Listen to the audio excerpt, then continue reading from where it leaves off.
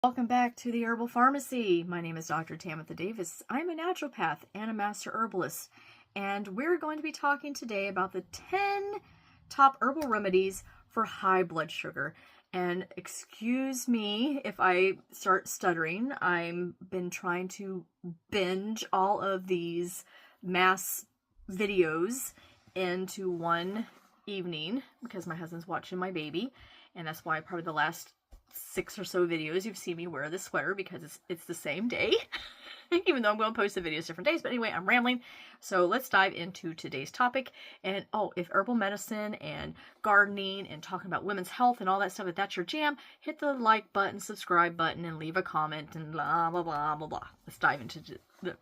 Let's get to it. Number 1 is cinnamon. So cinnamon helps to improve your insulin sensitivity, it helps to lower your fasting blood sugar levels, and it reduces those post-meal spikes. So if you eat, and I'm not saying to do this, but if you eat a high carb meal or a high sugary meal, it's not going to, the cinnamon is going to not let your blood sugar spike up to the sky as high. But ideally, you want to not eat a whole lot of sugar. I need to make that clear. Take this into its whole state. You can sprinkle it on your food. You can take it in capsules, or you can take, there's some that you can actually get into liquid little gel caps. You can take that, or you can do essential oil, but you want to research the essential oils because some of those are not to be used internally, and it can cause a lot of damage, and it can be very hot. Now, I do want to say that cassia is stronger, so if you want a more safer alternative, you want to take the Ceylon for if you're going to be using it long term, because the cassia can be, like I said, burning. Number 2 would be berberine. So berberine is a very strong glucose regulator. So if you're having like a high A1C and you're seeing your blood sugar levels, especially your fasting blood sugar levels, like running up into 200s, berberine will be very, very beneficial for those who are having the really high blood sugars. If you're having like normal blood sugars, you don't want to be taking berberine, especially in higher doses, to help bring down your blood sugar, because not saying that it will lower your blood sugar if you're not non-diabetic, because it does show beneficial for those who are not diabetic. But if you're taking higher dosages over 500 milligrams and you're not diabetic, you can have some side effects. Okay, so you want to make sure you're doing your research, and if you are diabetic and you're on insulin, you want to make sure you talk to your doctor about weaning yourself off, because if you take berberine and you're on insulin, you take it at the same time, it can cause your blood sugar to crash, and that's not what we want to do here. So you want to make sure you're paying close attention to your blood sugar numbers, because berberine is that effective. Okay, it acts similar to metformin, just a little bit faster. Number 3 is fenugreek. Fenugreek helps to slow down the absorption of your carbohydrates. So that means it helps to stabilize your blood sugar, and it helps to avoid those spikes as well. This is best to take right before meals. You can take 1 to 2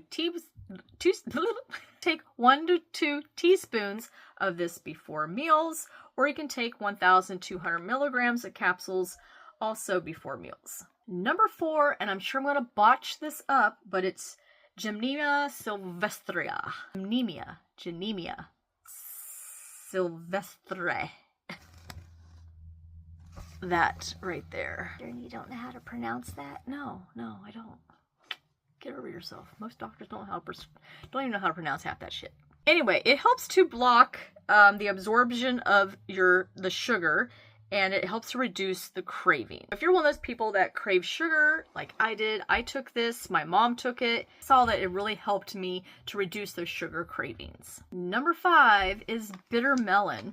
Bitter melon kind of mimics insulin, and it helps to lower your blood sugar. You want to make sure that you are monitoring your blood sugar when you're taking this one, just the same as with berberine. All of them you want to do monitor your blood sugar, but because the effectiveness of these, you want to really make sure you're monitoring and you're talking to your doctor beforehand and letting them know, hey, I'm planning on lowering my insulin, because the goal in my mind, the goal is to get yourself off of insulin and rely more on our food, because food is medicine and not so much of the pharmaceuticals. Now, bitter melon, you can take that in a juice form, you can take that in a tea, or you can take it in the capsules, which is good for those who have a high fasting glucose reading. Number 6 is holy basil. So holy basil works a little bit different on your blood sugar levels than the rest of these, because it helps to lower your cortisol levels, and the cortisol can sometimes peak up your blood sugar. So if you're under a lot of stress, your blood sugar can actually spike. So this is going to help to lower that stress level, and once that stress level gets under control, then your blood sugar should be able to come down. This is very beneficial for those who have insulin sensitivity. Number 7 would be aloe vera gel. Aloe vera really helps to lower your A1C. So you want to take this over long term. It helps to repair your gut, helps with digestion. Not only is it good for your internal, but you can also use it externally, not for your blood sugar, but for like skin, sunburns, things like that. But this is really great for if you want to reduce inflammation internally and to lower your A1C. You can drink this into a juice. That's probably the best way to take it. You want to drink between 1 to 2 ounces every single day. Now you want to avoid the leaf part of it. You want to make sure you're getting the gooey stuff in the middle, because the outer leaf part of it has a laxative effect and you don't want that. Number 8 would be ginger root. Ginger helps to improve your glucose metabolism, and it reduces your insulin resistance. Ginger works very, very well if you take it with cinnamon. It kind of gives it a little bit of a double punch. You can do this in a fresh, you can just eat it on in soups or whatever meal that you're preparing. You can do a juice from it. I love doing ginger shots. They're awesome. You can put the cinnamon in that, or you can take it in capsule forms, but you probably would take a lot of capsules, but yeah, those are some ways that you can take it. Number 9 would be turmeric, and turmeric can be taken with the ginger along with the cinnamon. And if you do it in like a coconut milk, ooh, that would be so good. Yeah, of course you probably want to put sugar in it, but that would kind of defeat the purpose here. Turmeric helps to reduce the inflammation that can be associated with insulin resistance. Now, if you take turmeric in a capsule form, you want to make sure you have it with black pepper. Make sure there's pepperine in it. It helps with the absorption of it. Also, turmeric is fat soluble, so if you can take it with some sort of a fat like avocado or the coconut milk, that would help with the absorption as well. And finally, number 10 would be prickly pear. You're going to take between 5 to 1,000 milligrams before meals. This helps to reduce those sugar spikes after you eat. It's also great for improving insulin sensitivity. You could take this in capsule form, or you can also take it in a powder form. There's my top 10 herbs for reducing your blood sugar and helping those spikes and improving your A1C. And if you guys found this information helpful, do consider subscribing, sharing, commenting, and all the fun things. And I'll see you guys in the next video. Goodbye!